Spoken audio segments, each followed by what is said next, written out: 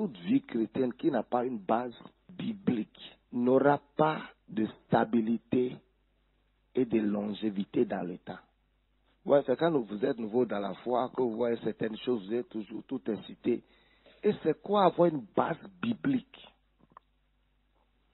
Ce n'est pas juste là être en train de crier, en train de prier, crier en l'air.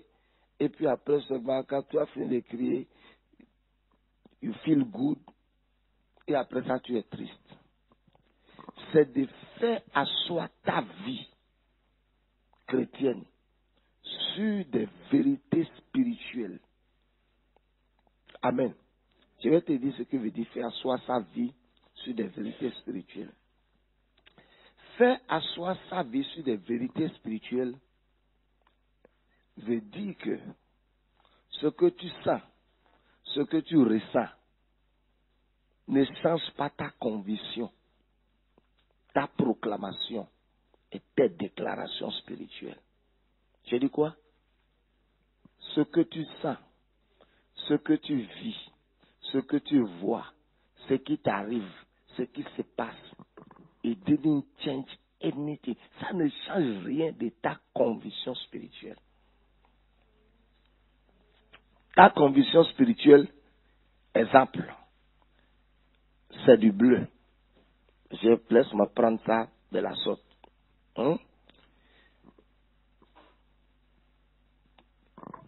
Tu te lèves le matin, c'est noir. À midi, c'est jaune. À 13h, ça change de couleur. Mais ta conviction spirituelle, c'est du bleu. C'est en ce moment qu'on parle de la réelle foi en Dieu. Donc, ma conviction spirituelle, c'est bleu. Midi, c'est rouge. 13h, c'est jaune. Si ma conviction spirituelle, c'est bleu, et que j'ai fait asseoir ma foi sur bleu, à midi, quand les gens ont vu le jaune et m'a dit, moi je dirais que c'est du bleu. Ouais, j'ai utilisé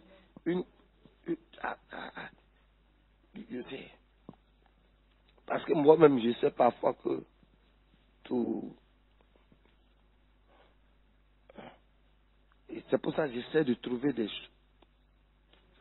un moyen terre à terre de pouvoir communiquer la foi dans ton esprit. Donc, juste à 14h, ça devient vert. Voici que ma conviction spirituelle, c'est du bleu. Donc, qu'est-ce que je continue de dire? C'est du bleu. C'est du bleu. C'est du bleu. Et la réelle foi en Dieu, c'est avoir de la ténacité et continuer à dire, à croire en ce que tu as commencé à dire dès le début, jusqu'à ce que les situations têtues, médiocres, négatives de la vie se correspondent et se soumettent à ta proclamation, à ta conviction. Si tu n'as pas ça, donc tu ne connais pas la réelle foi en Dieu. Tu as une foi charnelle, émotionnelle. Tu as une quoi? Une foi charnelle, émotionnelle. Ta foi n'est pas basée sur la parole. Ta foi est basée sur tes sentiments.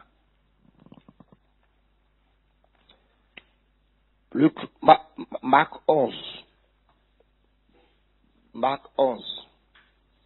Tout ce mois-ci, j'ai parlé de beaucoup de choses, mais je vais beaucoup parler sur la foi. Quand votre foi est malade, you are sick.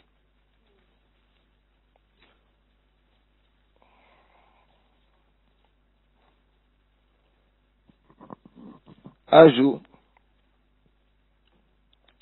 je suis allé voir un frère qui était triste. Il déprimait même. Et il était triste. Hein? Sa tristesse était... Alors, il m'a dit, homme de Dieu, il y a quelques jours, j'étais allé sur la montagne prier. Et quand j'ai prié, j'ai eu une vision. Et on m'a donné un certificat dans la vision. On m'a dit que c'est ton certificat de délivrance.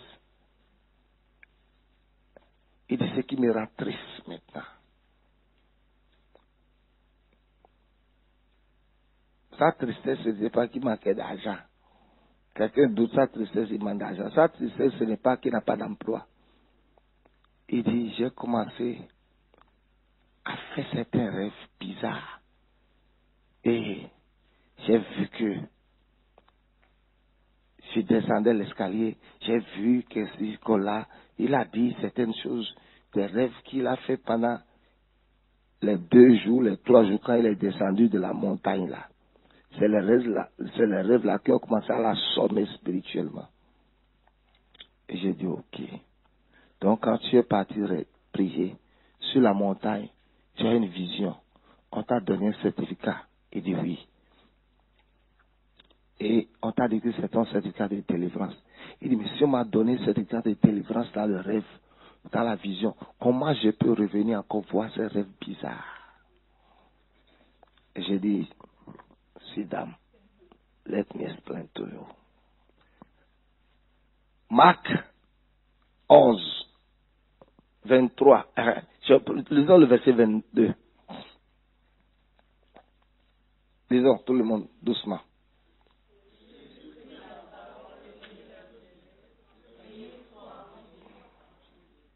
Ayez foi.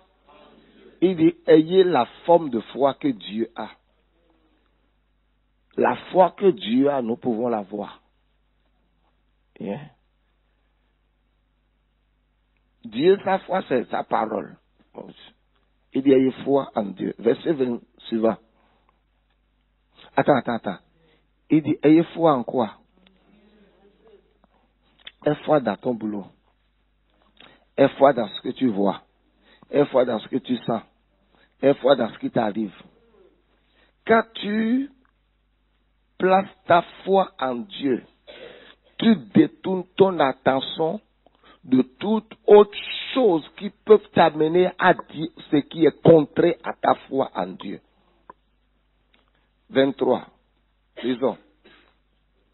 Je vous le dis en vérité, si quelqu'un dit à cette montagne, ôte-toi de là et jette-toi dans la mer, et s'il le doute, attends. Les gens ne savent pas ce que veut dire ce verset s'il ne doute point à son cœur. Moi-même, pendant longtemps, je lisais ça pour pouvoir comprendre.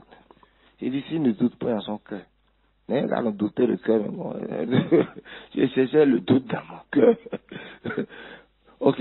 S'il ne doute point, mais crois que... Attends. Non. S'il ne doute point en... Mais crois. Pas ce que quelqu'un dit. Ce que lui me dit arrive.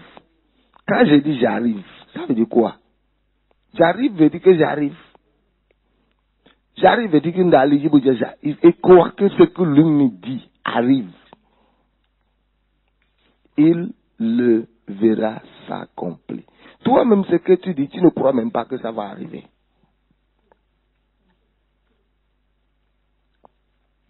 Ce que toi-même tu dis là, tu ne crois même pas que ça va arriver.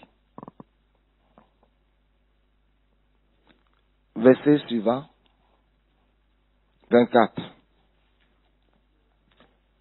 C'est pourquoi, je vous le dis, tout ce que vous demanderez en priant, croyez que vous l'avez reçu et vous le verrez ça.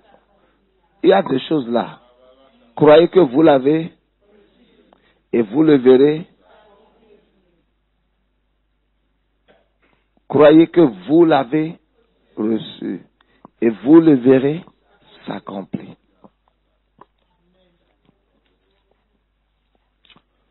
Toutes les fois vous vous engagez dans la prière, la première chose, c'est la foi qui donne la beauté à votre prière. Quand la foi n'est pas impliquée dans votre prière devient du gaspillage du temps. Ça ne produira rien.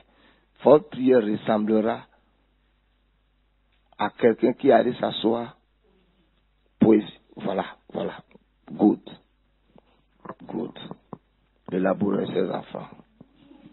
Travailler, prenez de la peine. Effectivement, de la poésie. Connais-tu mon pauvre village?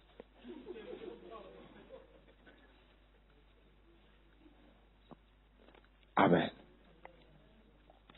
Donc, quand tu commences à prier, la foi, mais c'est quoi la foi? La foi,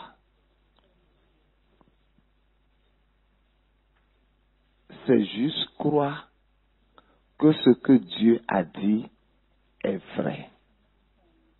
Vous savez, quand il s'agit de croire là, les enfants croient plus que les adultes. Si tu es ici maintenant là, et tu dis à ton enfant, je m'avais prié, et je reviens tout à l'heure à 7 heures, en venant là, je vais te ramener Yahoo. L'enfant va croire. L'enfant ne va même pas croire qu'à 7 heures, une boutique est fermée, tu ne vas pas trouver du Yahoo. Mais si tu dis ça à une personne, elle dit, ah maman, 7 heures, tu as trouvé le Yahoo dans quelle boutique? Tu vas dire, Erevan, il va dire, maman, Erevan, où va 9 heures? Tu vois, mais si c'est un enfant, il croit. Jésus dit, si quelqu'un veut rentrer dans le royaume et bénéficier de tout ce qu'il y a dans le royaume, s'il ne ressemble pas à cet enfant, il sera laissé en dehors du royaume. Donc la foi, c'est juste se comporter comme un enfant quand il s'agit de croire, de la manière dont un enfant croit à ses parents. Papa, tu nous as promis que pendant les vacances là, tu vas nous amener chez Tanti. On ira chez Tanti à Londres. Papa blaguait quand il disait sa chose. Mais l'enfant croit.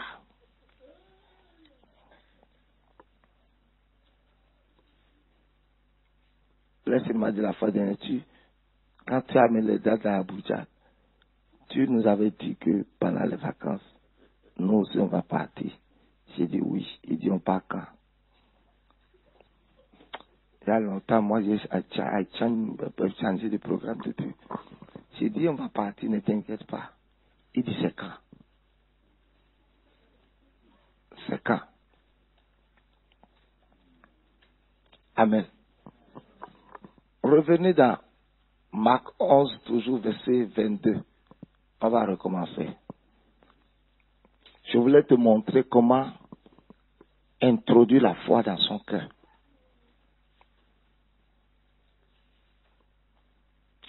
Et là, Jésus prit la parole et le dit, ayez foi en 23. Je vous le dis en vérité, si quelqu'un dit à cette montagne, ôte-toi de là et jette-toi dans la mer, et s'il ne doute point en son cœur. Maintenant, je vais vous expliquer ça. S'il ne doute point, ok. Nous allons voir un exemple de doute dans la Bible. Quand Jésus marchait sur les eaux, il a dit à Pierre de venir. Et Pierre a dit, sur ta parole, sur ta parole, je jetterai le filet. Autrement dit, sur ta parole, je viendrai aussi. Et puis, quand Jésus l'a dit, viens, Pierre automatiquement est sorti de la barque, sans penser que c'est la mer. Sans penser que... Je vais te dire maintenant ce qu'on appelle le doute. S'il avait dit à Jésus, ah, merci, il est dans mon Dieu. Automatiquement, parce que Jésus lui a dit de venir, il n'a plus considéré la mer, il n'a plus considéré la loi de la pesance, rien. En même temps, il a commencé à marcher sur les eaux. Et il a marché sur les eaux sur quelques mètres. Et la Bible dit quoi? Qu'il a commencé à s'enfoncer. Maintenant, écoutez encore, je n'ai qu'à encore dire quelque chose. Je vais essayer de le dire cette fois aussi. La Bible dit que Pierre a commencé à s'enfoncer, non? N'est-ce pas ça? Hein? N'est-ce pas ça? Non, répondez-moi. Oui. Viens. Voici Jésus. Hein? Qui dit Pierre? Viens. Par exemple, viens. Pierre. Pittoresque. Voici Pierre. Qui a commencé à marcher. Et la Bible dit, voyant que le vent était contraire. Au début, il a juste entendu, viens. Quelques minutes après, il a eu une autre information, qui est quoi? Le vent est contraire. 2. Il a vu le mouvement de l'eau sur ses pieds. Les choses que tu vois affecteront toujours ta foi si tu continues de fixer tes yeux sur les choses que tu vois. Les choses que tu entends qui ne sont pas de la parole de Dieu vont toujours affecter ta foi si tu donnes tes oreilles à ces choses. Maintenant, Pierre a commencé à marcher. Maintenant, c'est ça, je voulais te montrer quelque chose. Quand tu te viens à dire, Seigneur, j'ai dit, tu es où? Pourquoi toutes ces choses m'arrivent? La Bible dit, devant Jésus, Pierre a commencé à se noyer. Devant Jésus, voici la présence de Jésus. Voici Pierre. Hein? Devant Jésus, la même rivière sur laquelle Jésus était debout, Pierre était en train de se noyer.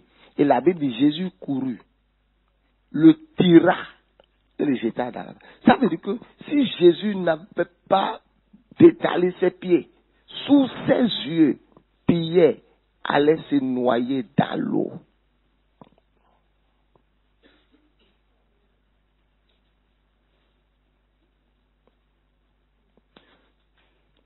Ce qui veut dire qu'il y a la possibilité d'être dans la maison de Dieu, d'être à l'église tous les jours et souffrir correctement.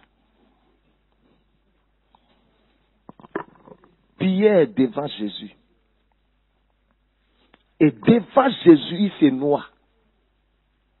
Est-ce que pourquoi toutes ces choses devaient arriver à un enfant de Dieu? Pourquoi toutes ces choses m'arrivent? Parce que la foi qu'il faut pour ces choses, tu ne les as pas bâties. Et c'est ton devoir et ta responsabilité de bâtir cette foi. Devant Jésus, Pierre a commencé à se noyer. Méditons un peu sur ces versets. Devant Jésus, Pierre a commencé à se noyer. Donc, c'est quoi le doute? C'est bon, merci. C'est quoi le doute?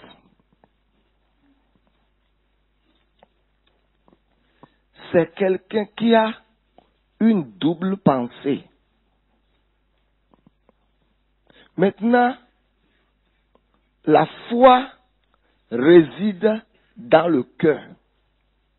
Hein? Mais les paroles sont des pensées vêtues de vocabulaire. La pensée est la porte du cœur. Ce qui passe par ta pensée descendra dans ton cœur. Quand la Bible dit, tout ce que vous demanderez en priant, croyez que vous l'avez reçu et vous le verrez s'accomplir.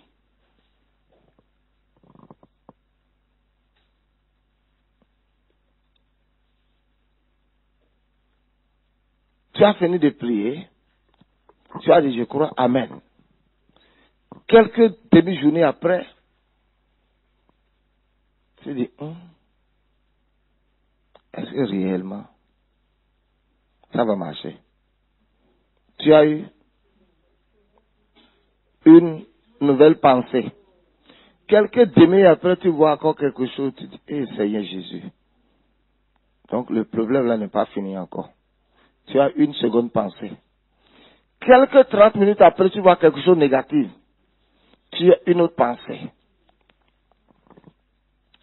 Tu vois, tu commences maintenant à accumuler de nouvelles convictions qui vont commencer à descendre dans ton cœur. Et je ne parle pas du cœur qui pompe le sang. Je parle du cœur qui est l'esprit humain de l'homme.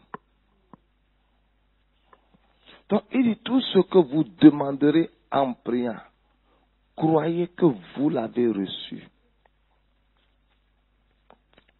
Donc, toutes les prières que tu feras sur cette montagne, il faut que je m'arrête là vite.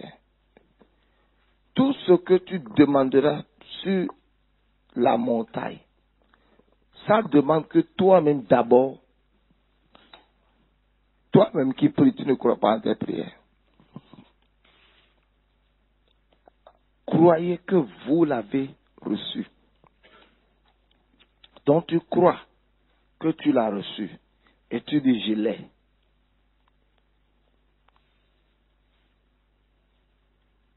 Et vous le verrez s'accomplir. Crois que tu l'as reçu. Et c'est quand tu crois que tu as reçu la chose, quand tu crois que tu as reçu, regarde, quand on dit aux gens de venir pour la prière, les gens courent pour venir, pour qu'on prie pour eux. Quand on a fini de prier pour eux, on dit allez vous asseoir. Quand tu regardes la manière dont la personne a quitté l'hôtel, moi-même là, je sais que la personne n'a rien reçu. Quand on dit, tous ceux qui sont ici, qui veulent le miracle d'argent avant midi, venez. Les gens sautent pour venir ici. I say, receive it in Jesus' name. Quand j'ai dit à la personne, receive it in Jesus' name, ma phrase là, c'est que la personne s'attend à quelque chose d'extra plus que ce que j'ai dit. Donc quand j'ai reçu in Jesus' name et je n'ai plus d'autre chose d'extra, l'excitation qui était dans son cœur avant qu'il n'arrive, ça diminue. Ça veut dire son attente diminue. C'est pour ça la même personne qui a quitté sa place en sautant, maintenant, marche doucement, est venu s'asseoir à sa place et durant tout le culte, tu vois, s'il avait reçu, voilà, thank you, I receive it in Jesus' name, thank you, my God, alléluia. Tu vois, quand tu as reçu quelque chose, ton attitude dans la foi est toujours différente. N'importe quelle chose pour laquelle tu as la foi, ton comportement est différent. N'importe quelle chose pour laquelle tu n'as pas la foi, ta confession est différente, ton comportement est différent. Tenons-nous debout. On va s'arrêter là.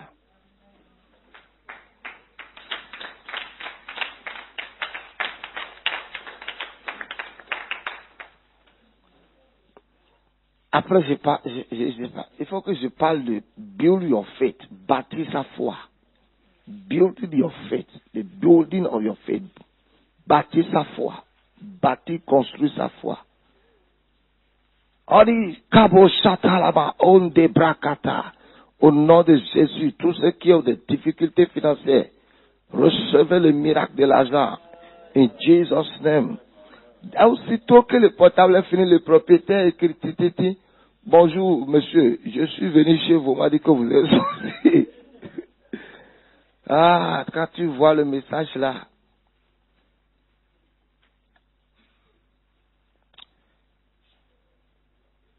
il dit, papa, je vais te voir.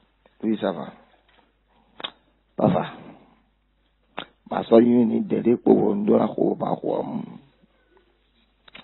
papa, il dit, mina le malo ici à pied.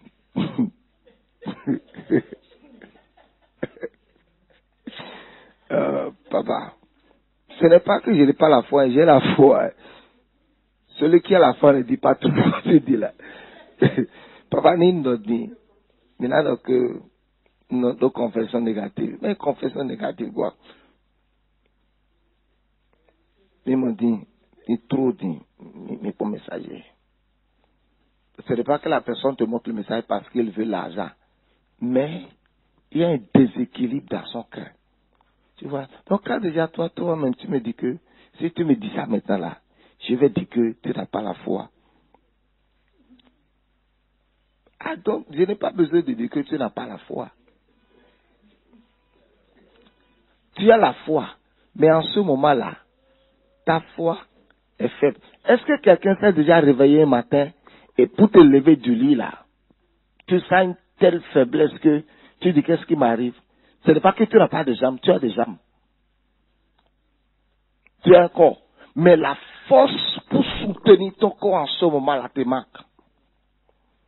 Donc ce n'est pas que vous n'avez pas la foi. Chaque enfant de Dieu a la foi. Mais la foi la manque. La force pour soutenir ou pour affronter le problème.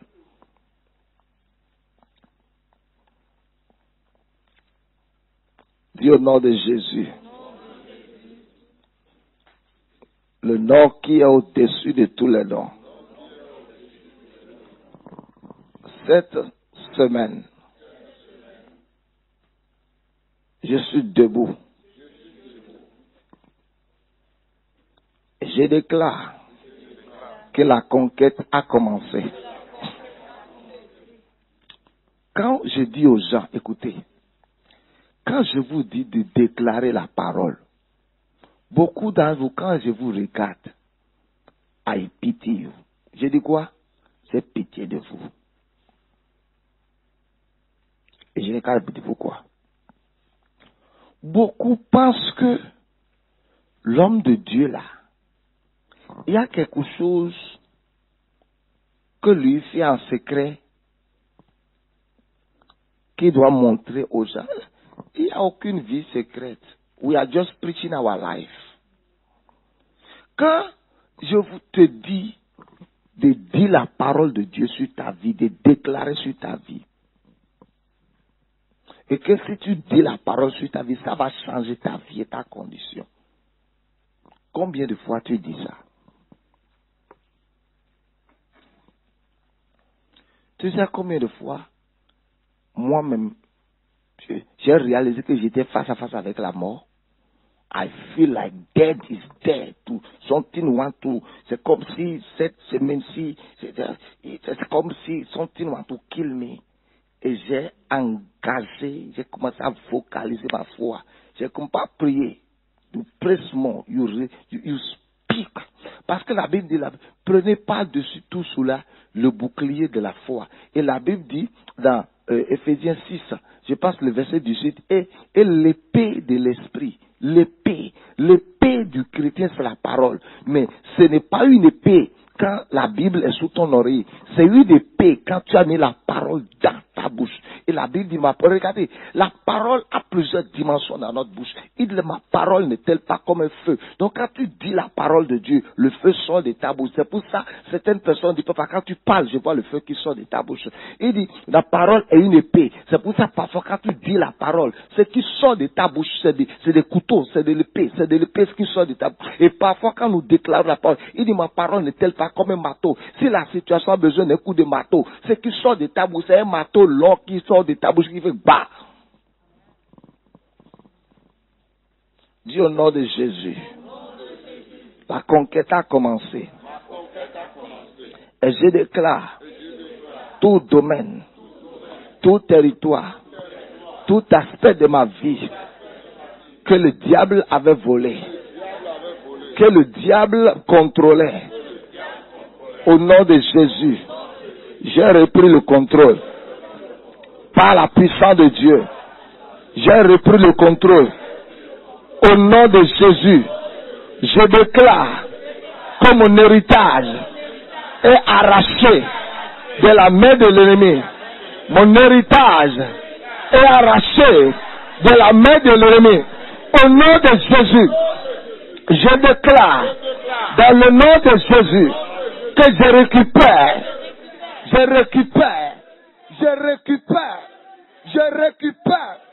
chaque aspect de ma vie que le diable contrôle, que le diable a volé, je le récupère au nom de Jésus.